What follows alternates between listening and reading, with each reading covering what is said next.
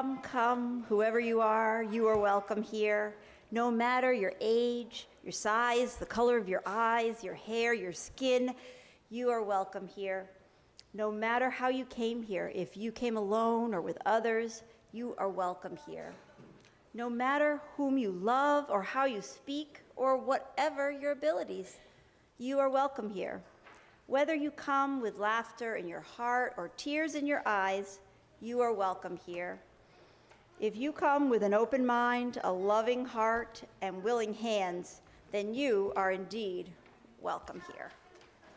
Welcome to the First Unitarian Universalist Church of New Orleans. This congregation is in its 92nd year of liberal faith, self-discovery, and commitment to serving our community and our world. I am Margot Anderson, and my pronouns are she, her, and if you are a visitor and brave, we invite you to raise your hand so that we can greet you.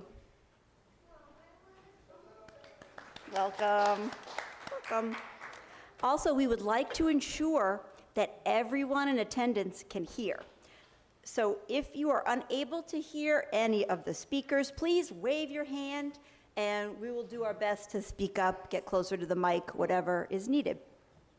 We are a lay-led congregation, and on Sunday mornings, we ask you ministers, other religious professionals, leaders from social justice organizations, and our own members to be voices of hope, courage, and spiritual or intellectual transformation from our pulpit.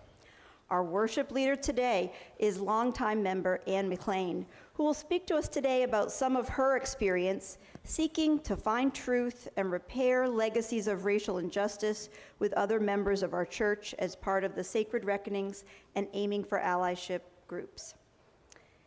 And now, if you'll please rise in body or spirit as we light the chalice of our heritage, and join me in reading the words you will find at 453 in your gray hymnal, and then join in our sung response following.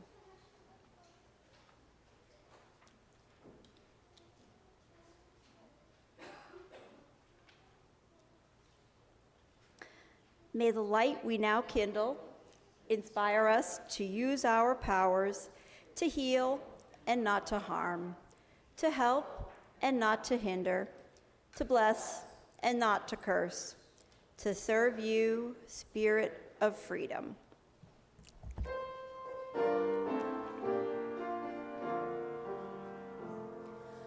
We kindle this light in celebration of the life we share. And if you'll please remain as you are for our opening hymn, number 6, Just as Long as I Have Breath.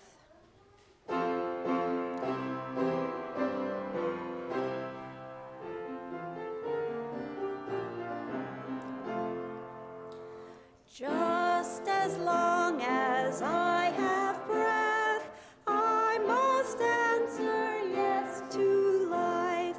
Though with pain I made my way, still with hope I meet each day.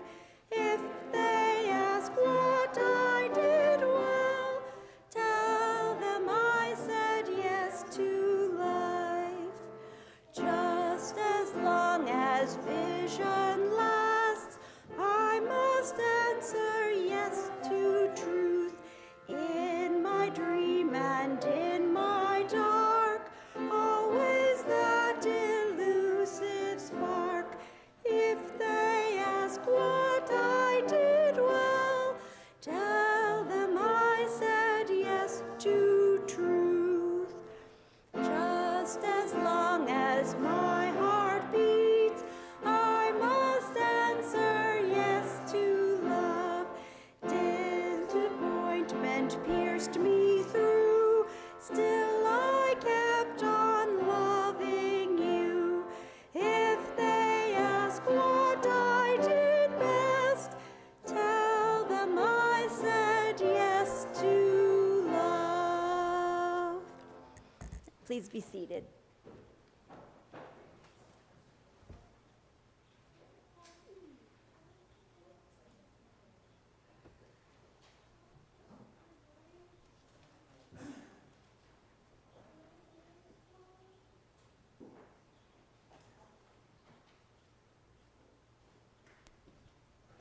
Hello? Can you hear me? Okay. So this is for the young and young at heart, and for everyone.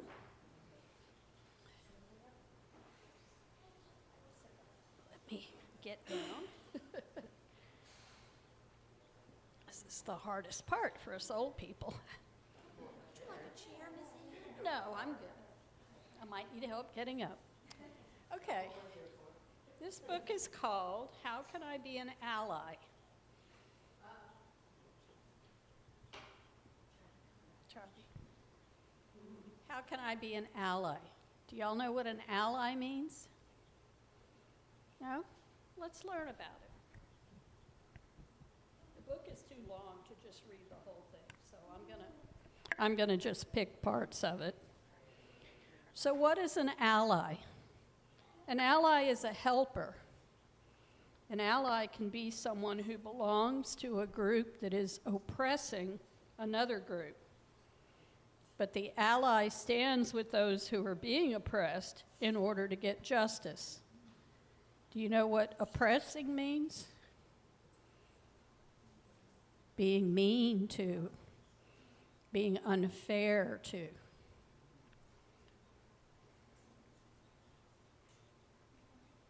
When it comes to race, an ally is a white person who decides to be an upstander instead of a bystander and support black people who are being discriminated against. And we've got a black and a white person here holding a sign together that says, "Fix the system."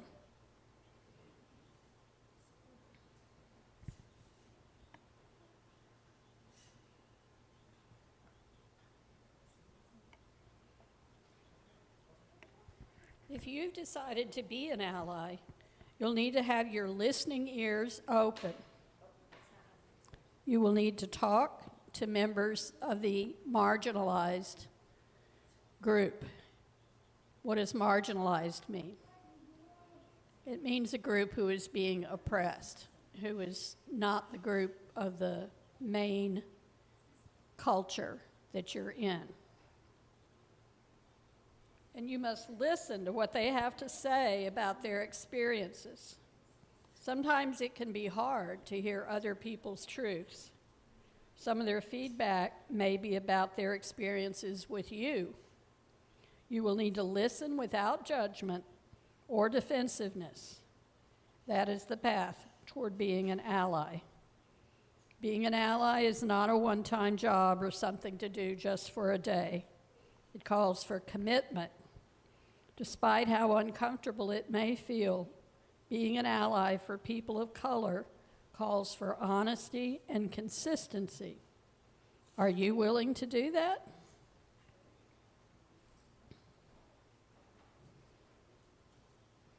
Becoming anti-racist requires actively working against racism using words and actions.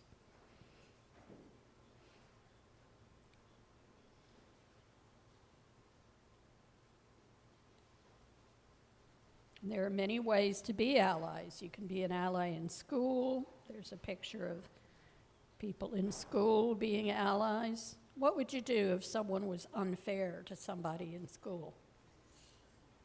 If they were being mean to somebody? Would you stand up for them? Would you be an upstander?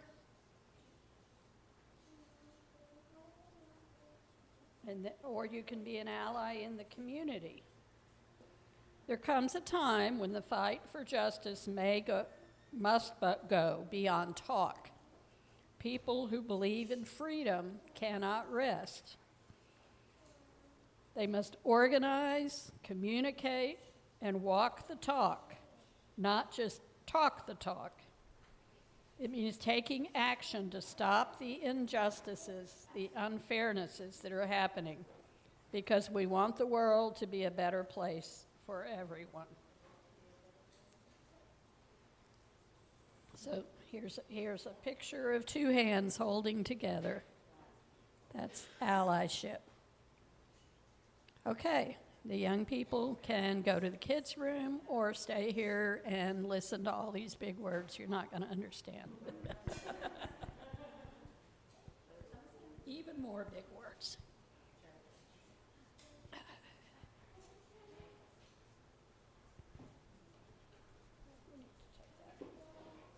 Thank you.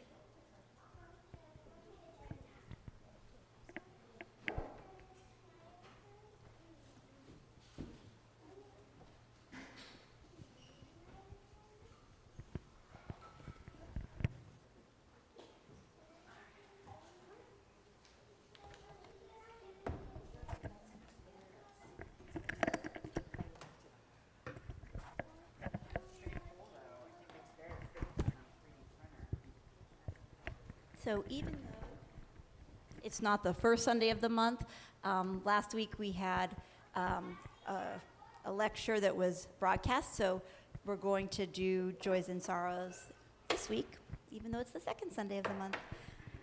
So for Joys and Sorrows, we note that ours is a welcoming community where we find connection and a spiritual community where we find meaning. And we'll take this moment to reflect on our joys and our sorrows and acknowledge the mutual support of our community. When a stone is dropped in a body of water, the water ripples out, touching every part of the surface. And so too our lives touch one another's, creating ripples of connection that spread throughout our community and beyond. All who wish are invited to come forward and release a stone in the water, either in silence or with a brief expression of a special joy or sorrow. And if folks want to just make a line on this side, would be great. Or come right up the front.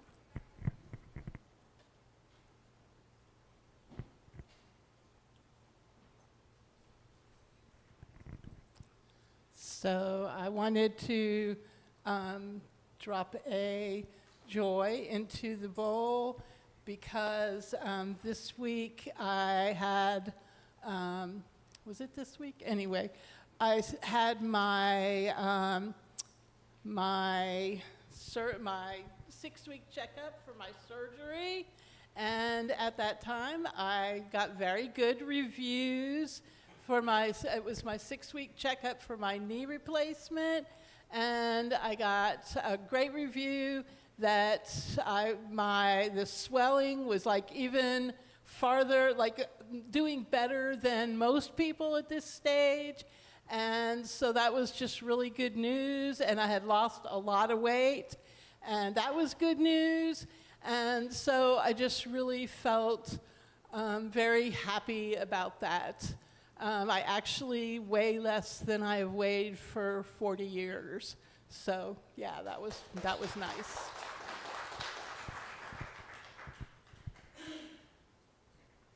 Thank you.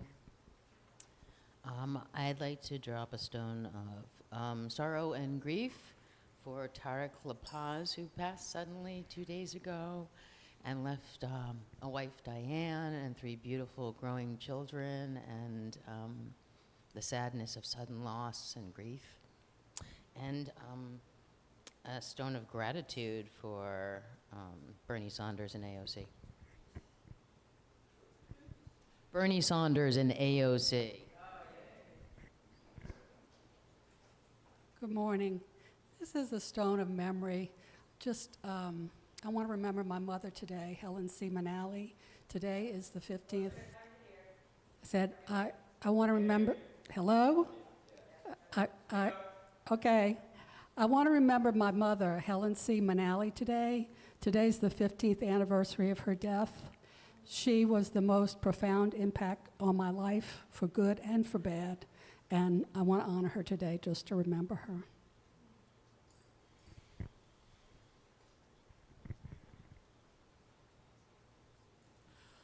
So I'm dropping a stone of joy.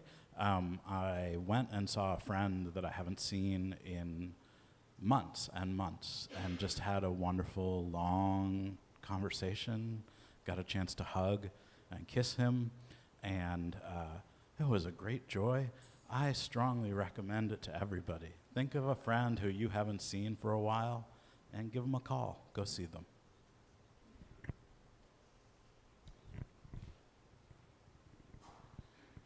I just learned this past week that church member Eileen Mohan is in the hospital. She's been having significant health issues over this past year and even before then. So I just would like you to keep her and Mo, her husband, and their daughters tucked close to your heart at this time.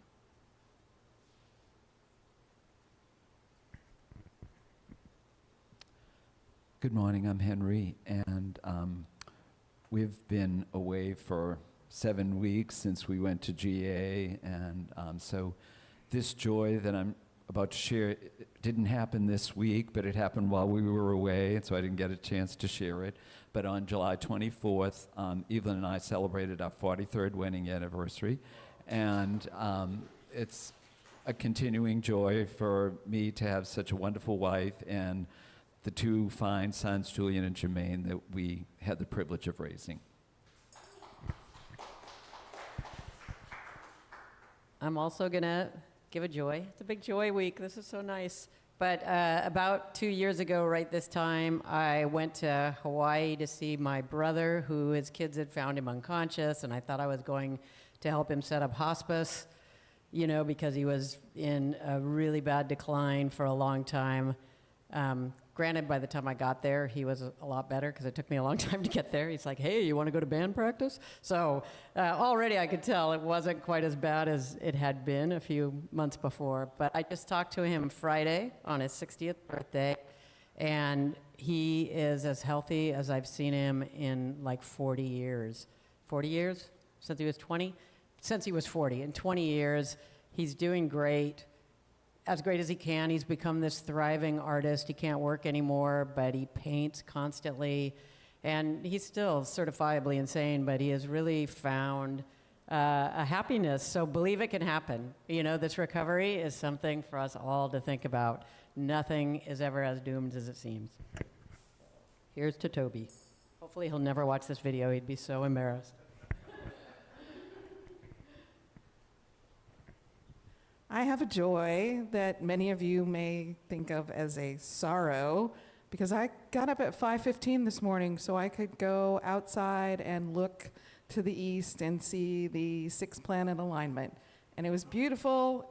My view was obstructed, but I still saw, 3 or 4 planets, so it was really cool, and that made me very happy.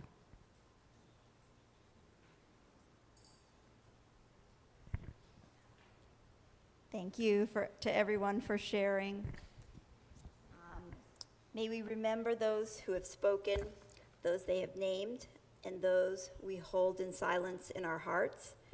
Let us enter into a time of silence, which we will close by singing together, Voice Still and Small.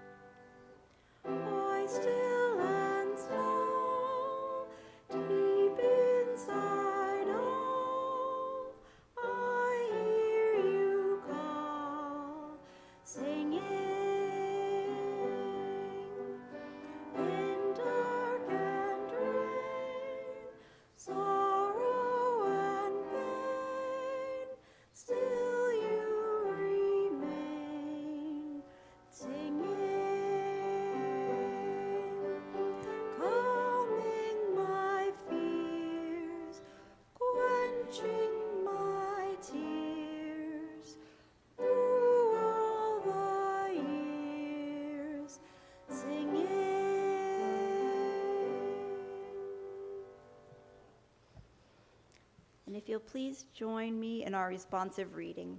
John Milton's Freedom, found on page 671 in your gray hymnals.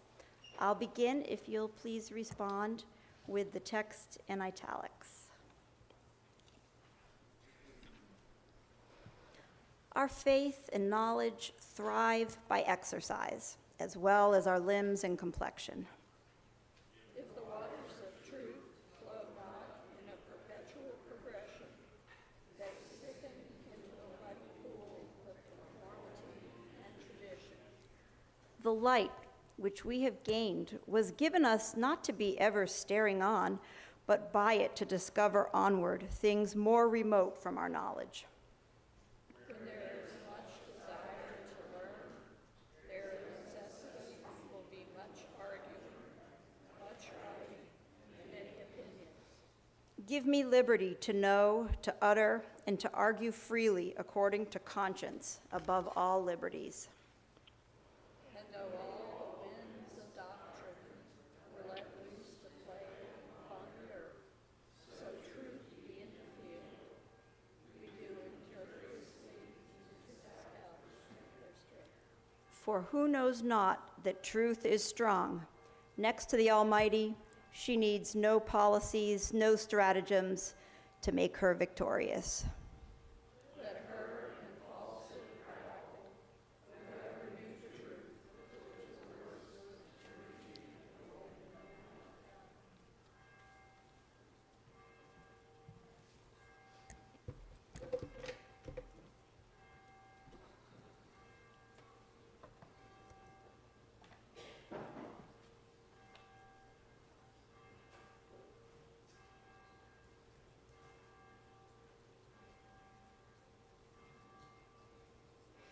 Good morning. Most of you know me. I'm Ann Maclaine. I've been around this church for 35 years, with a few absences.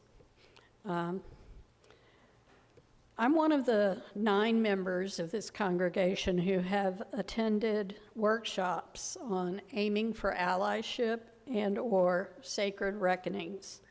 I'd like everyone else who participated in that to stand up or wave. Okay. And there's several who aren't here. I think Barrett is in the nursery maybe, and Beverly's not here today, but anyway, there were a bunch of us. I attended both of those. You may have noticed that we're all white. We took advantage of these learning opportunities to become better equipped to work within the congregation to recognize and dismantle its white supremacy culture. We want to share with you today some of what we came to understand and how we want to apply that knowledge to build stronger relationships within this community and with the larger community.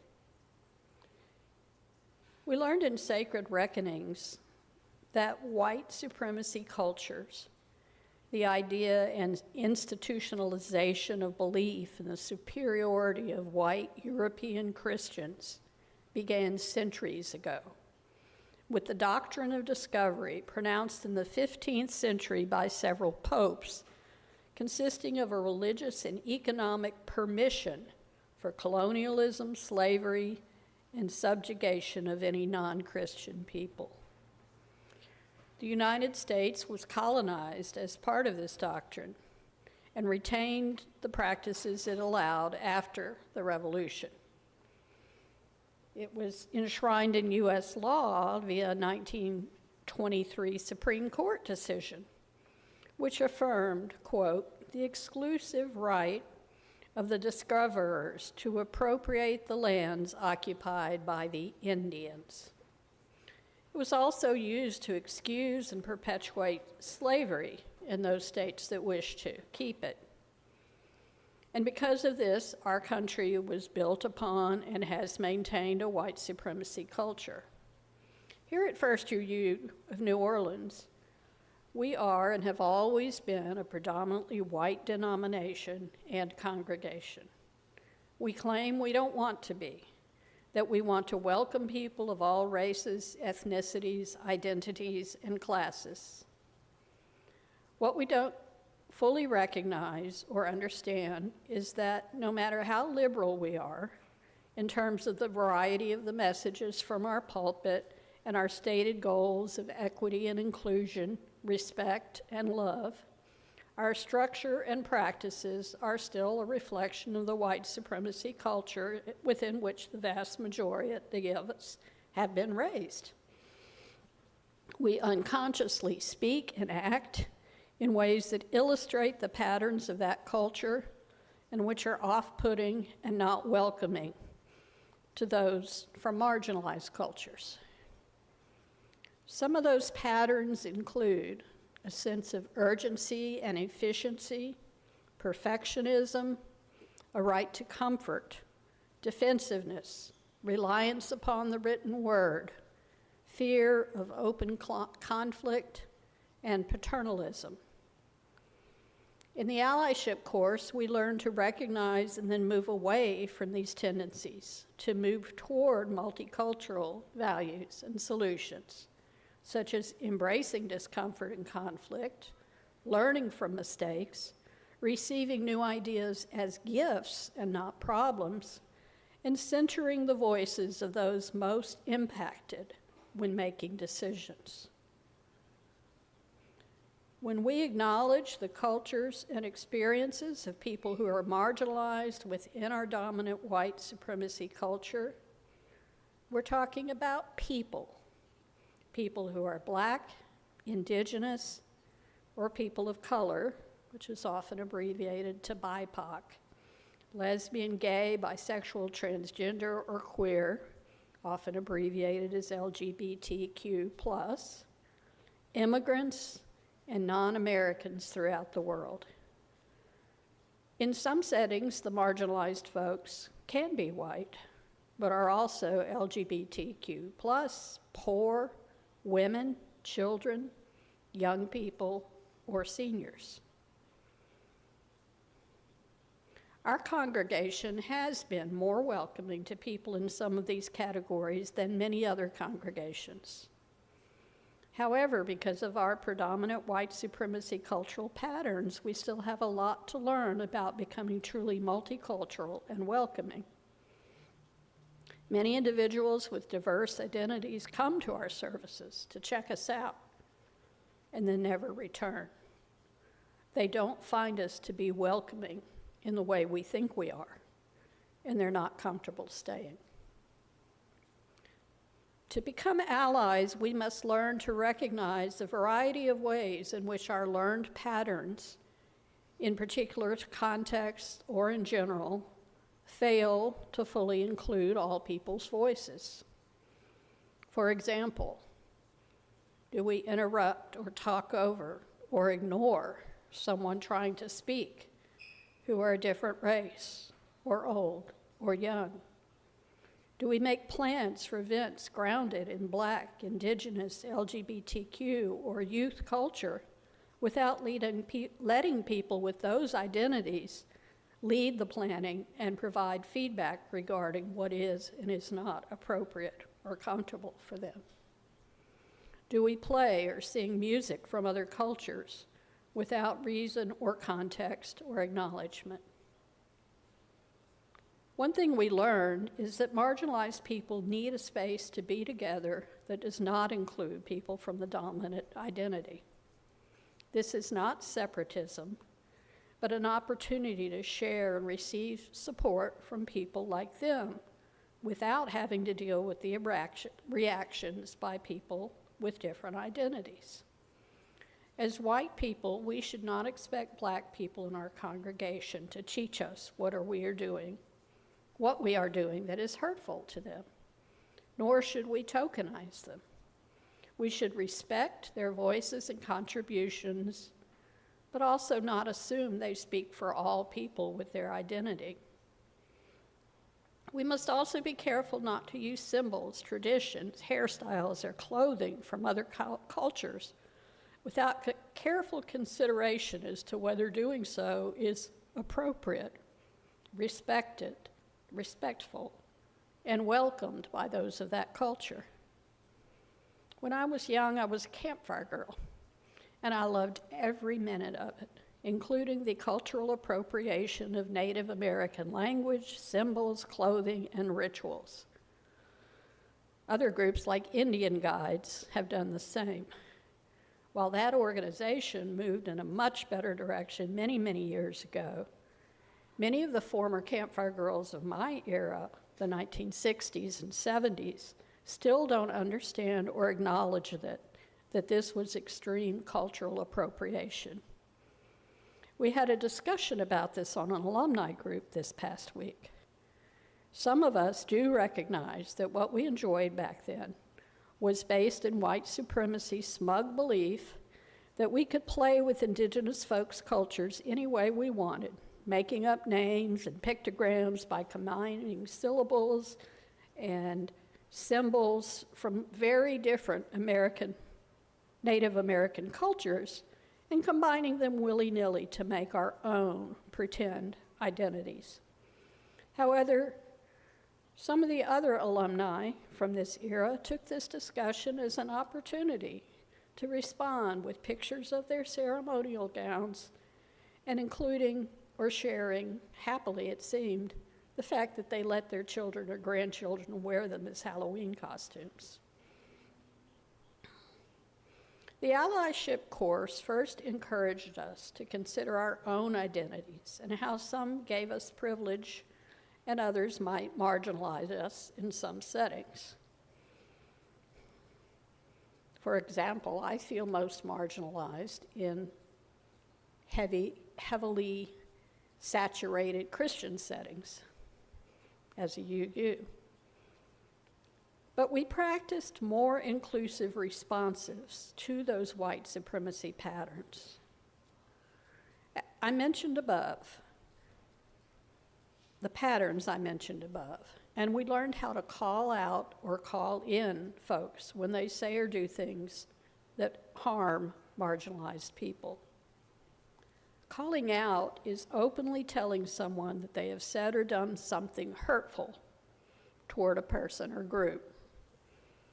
We're encouraged as white people to do this in the moment, especially when members of the marginalized group are present, to demonstrate that we are allies, that we are willing to hold someone accountable to the harm they caused.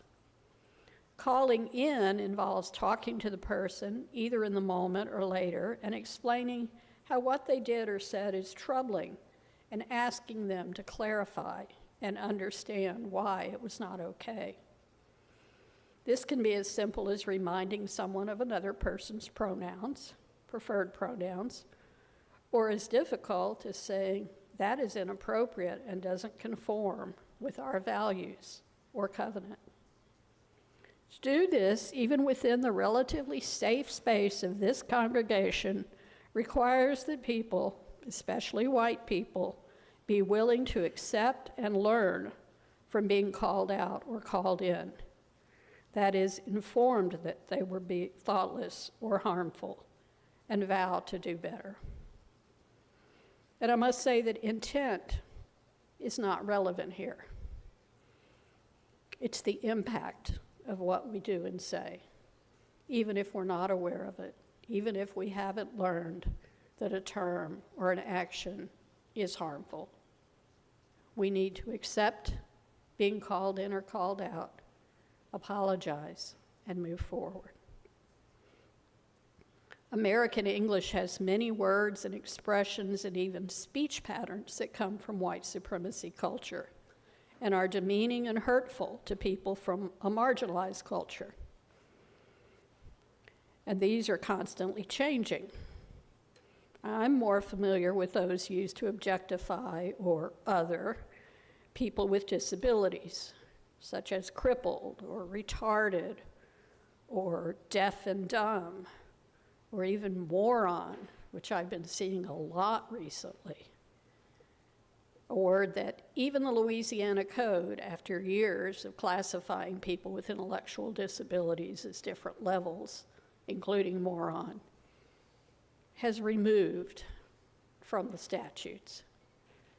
But the culture seems to like that word, even when they apply it wrong. And it's an insult to those who were once labeled that. And it's perceived as an insult to those who are now being labeled that, even though they may not have an intellectual disability. There's also the practice of appropriating and broadly applying words like lame or crazy to people who do not have mobility impairments or mental illness. It's time we choose different words, words that more accurately describe what we're trying to say about a person without resorting to old, harmful terms. And there are many, many more that stem from negative associations with people of different races, ethnicities, gender, or sexuality. Think of all the associations of darkness with evil, or people of a certain color with laziness, low intelligence, or ill intent. Even in a seemingly benign comment can be harmful if based on stereotypes or implying an exception to a general rule. Last week in our small group, we talked at length about praising people of color for being articulate, when this term is almost never used to describe a white person. How many of you white people here have ever been described as articulate? Okay. That proves, though, that the vast majority of the time this is used on people of color. And it implies that being articulate is unusual among people of that group. And thus this compliment is in fact an insult to that person and group. And to be clear, as I said before, the issue is not intent, it is impact. However benign our intent or lack of knowledge, if our language or actions harm others or perpetuate stereotypes, we should be called out or in. As defined in the book I read badly earlier, an ally is someone who belongs to a group that oppresses other groups, but the ally stands with those who are being oppressed to get justice. And it is, I believe, our goal to work together to become allies. We still have a lot to learn, and we must do so with the spirit of growing. And we hope everyone here will participate in this process. We've been holding monthly after-church meetings to introduce people to the things we learned in the Allyship course, but there hasn't been very high attendance. And so we're open to suggestions or other ways to engage each other around allyship. At the beginning of the service, we passed out little slips of paper, blank, and we encourage you to write questions, concerns, or suggestions for broadening our ways to work together and become better allies. If you need a pencil, hopefully there are some in the pews. There are probably a few pens in back, or you can share. The Sacred Reckonings course, which is aimed at majority white religious organizations of all denominations, set forth a path for making decisions about reparations to marginalized groups, particularly those impacted negatively by congregations throughout their history. At its center was the reparatory eco map, which you'll see on the cover of your order of worship. Thank you, Margot, for doing that. It includes 5 interrelated components: truth-telling, spiritual practice, relationship, political solidarity, and wealth return. We're encouraged to follow a detailed and lengthy process to explore and practice these components before making decisions about reparations our congregation may wish to make. While we do not have to go in particular order, we were first encouraged to develop deeper relationships with people in the congregation who might be interested in helping lead these efforts. We were also encouraged to tell the truth about our own history around treatment of marginalized groups. To that end, I have studied former member Meg Dukowski's book, The Stranger's Church, which we have copies of for sale, to learn about the actions of our leaders from the 1830s to the present. And I'm going to share a few of those. Our first minister, Reverend Theodore Clapp, did many wonderful things that we continue to respect and praise. However, he compromised his Northeastern principles on abolition of slavery. He owned a slave who he claimed to have purchased as an act of charity, and he soon assimilated his views to more closely align with those of the white population of New Orleans. By 1854, he had become an advocate for the continuation of slavery until some distant future time when the enslaved people could be transported back to their original homelands. During this time, and throughout the Civil War, there was a breach between Northern and Southern Unitarian churches over the issue of slavery and whether to even try to expand in the South. Clapp was in the pulpit till the late 1850s, and after he left, he had several short-term successors. But during that conflict in the years thereafter, the pulpit was led by lay members or temporary or short-term clergy and sank into economic difficulties. During Reconstruction, the National Unitarian Association decided it wanted the faith to grow in the South and helped our congregation survive and eventually flourish. However, during the time between 1880 and the 1950s, it appears that leadership and members of the church were generally indifferent or complicit in the Jim Crow South. The next documented experience with racial issues did not happen openly, at least, until the 1950s, when we had our first black members. This is when the coffee cup incident arose. Some people were not comfortable with black members participating in coffee hour because of the coffee cups. So they locked away all the china. Luckily, other members rallied by first using paper cups and then buying new permanent mugs. But that's an indication by the 1950s how our liberal religion had not come very far on issues of race. And that event occurred during the 33-year ministry of Reverend Albert Orlando.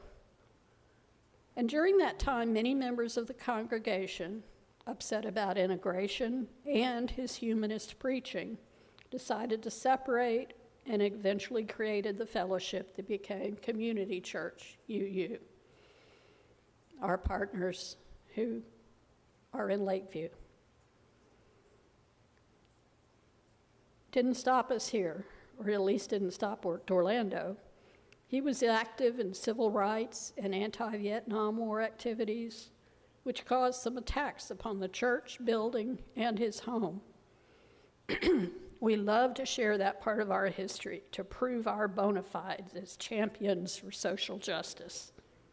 But folks, that was 50 to 70 years ago. We are long overdue to take a more public stand in our work for social justice, racial justice. I personally can think of several examples of how we continue to struggle to fully include non-white people in our congregation during the past 35 years that I have been around. Without going into detail, some of these were unconscious, some were called out but never addressed or corrected, and some are ongoing. We did not call a minister of color until 2005 with Reverend Martha Valentin, who arrived on the eve of Hurricane Katrina. However, given how tone deaf people in New Orleans can be, seeing race as only black or white, some of our members didn't understand that we had a minister of color when the UUA offered to come and work with us to understand how to navigate or issues or provide insights regarding having a person of color as minister. They asked, "What? Is Reverend Martha leaving?" That insulted Reverend Martha, who had her own culture. This week, I received the quarterly newsletter of the group Diverse and Revolutionary Unitarian Universalist Multicultural Ministries, or DRUM, D-R-U-M-M, the group that sponsored the Allyship training, and learned that one of our former members, who still lives here, is a leader in that organization, even though they no longer are a member of FUUNO. One thing they stressed in both courses was the need to create relationships with groups in our community working on issues related to dismantling white supremacy and colonizer culture.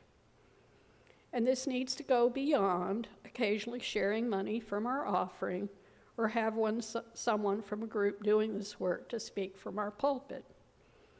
In the Sacred Reckonings map, this is referred to as political solidarity and is separate from relationship building.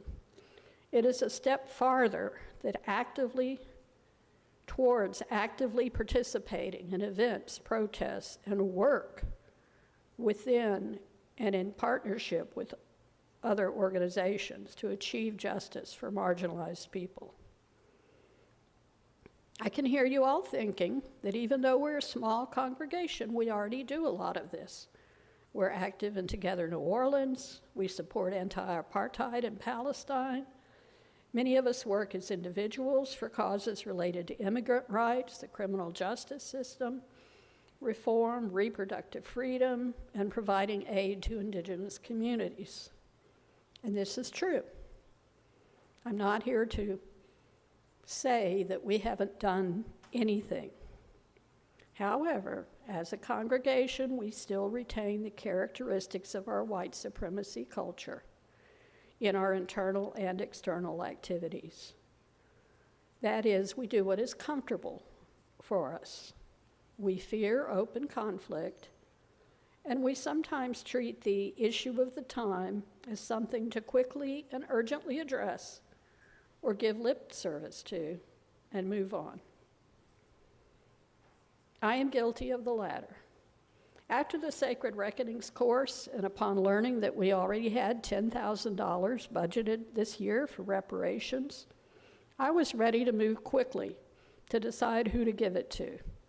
I thought our congregation was enlightened enough to understand the need for this, and as we aren't aware of any actual descendants of enslaved or indigenous folks harmed by our church, we should find a worthy organization to support and just do it.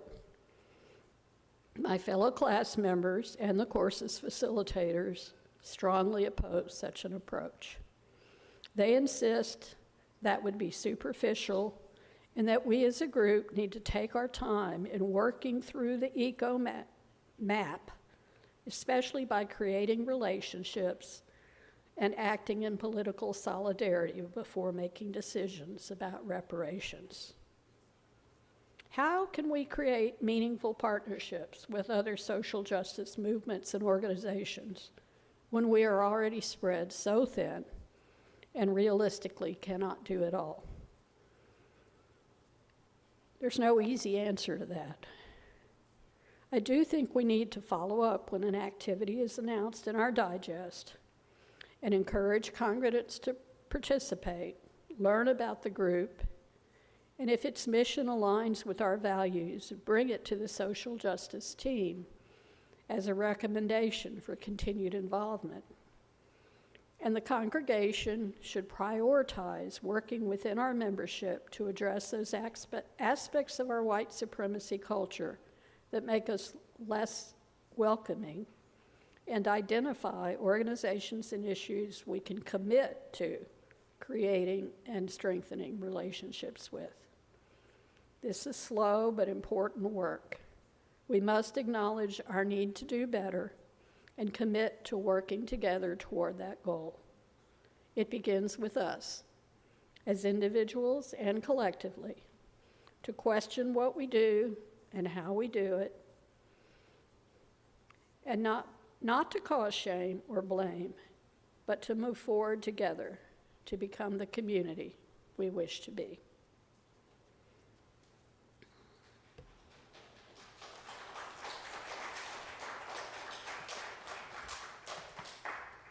Thank you, Anne. Generosity is one of our shared UU values. We covenant to cultivate a spirit of gratitude and hope. We understand that generosity is a spiritual discipline that connects us to one another in relationships of interdependence and mutuality. We can practice our art of giving either by placing an offering in the plate as it comes by, or by using the information in your order of service to give electronically.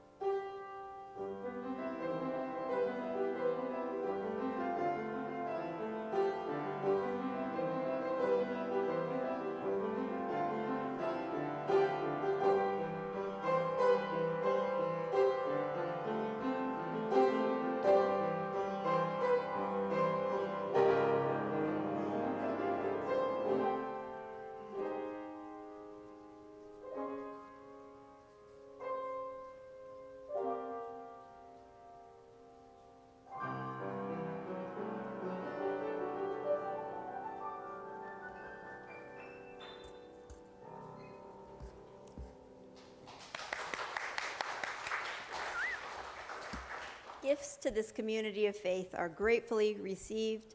Let us acknowledge these gifts by reading together the words found in your order of worship.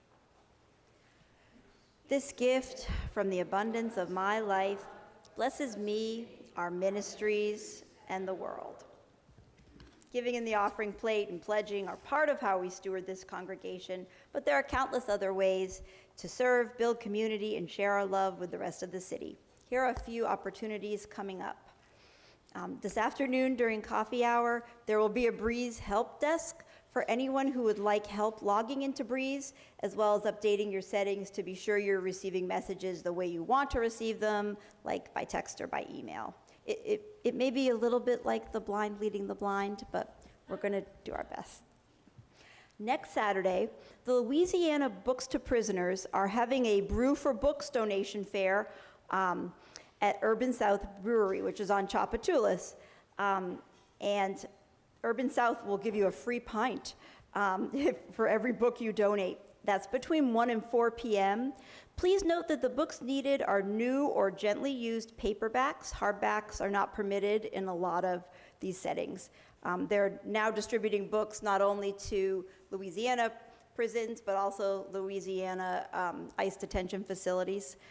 So books in Spanish are also sought. You can check out on the announcements in the digest their website, which has a wish list of books that are especially wanted and appreciated by incarcerated folks. You can also reach out to Henry Germain McCarthy, who will be attending next Saturday, for more information, or he's also happy to bring books for you if you can't make it. And next Sunday, do please join us as we welcome St. James Parish educator and artist Duran Cook, who will share inspiration from local Black freedom fighters who bravely sought their freedom during the 1811 Woodland Plantation Uprising. And I will now ask Kevin to come forward for a spotlight announcement.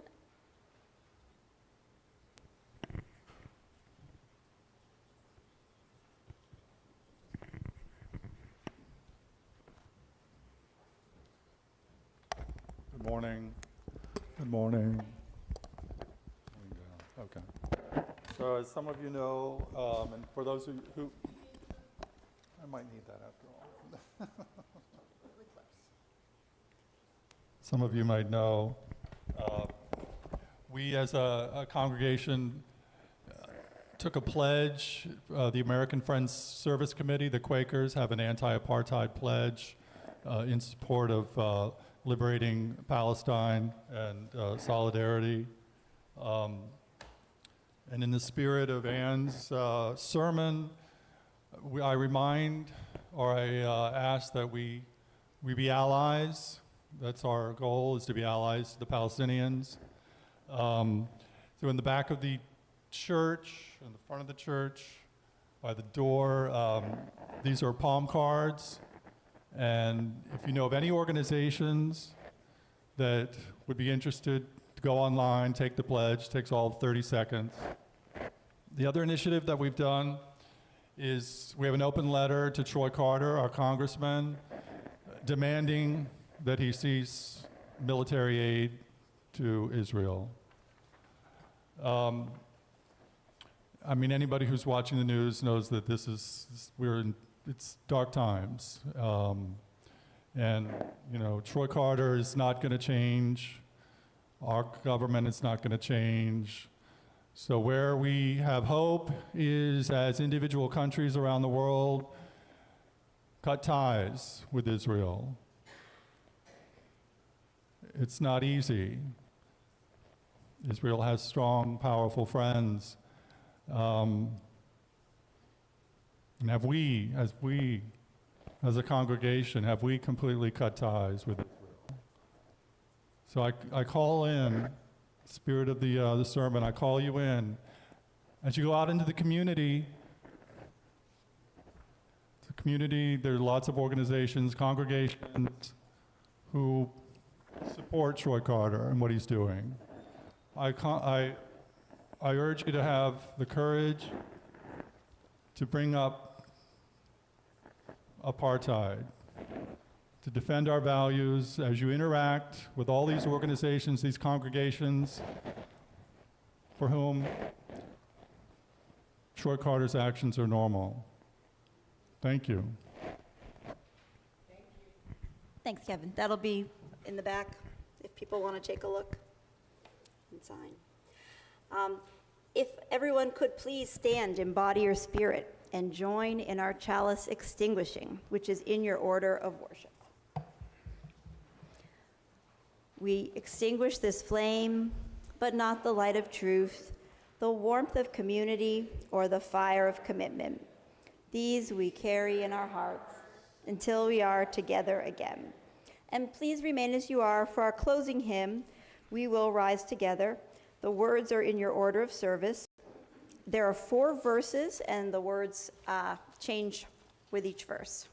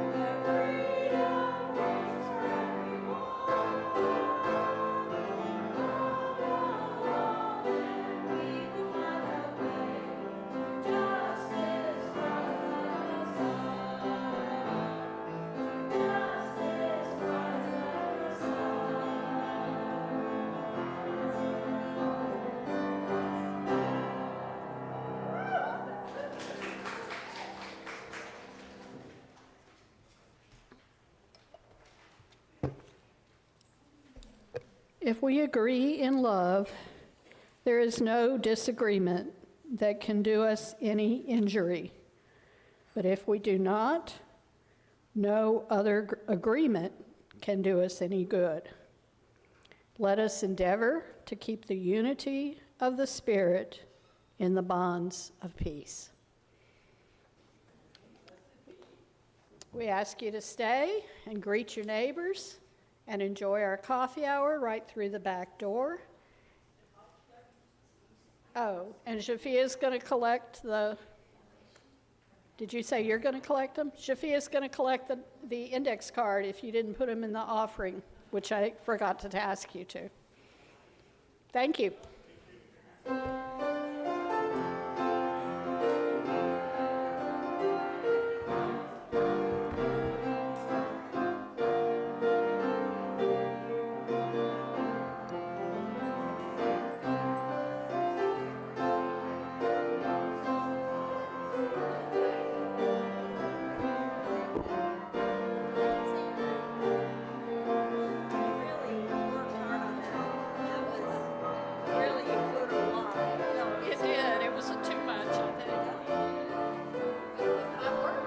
It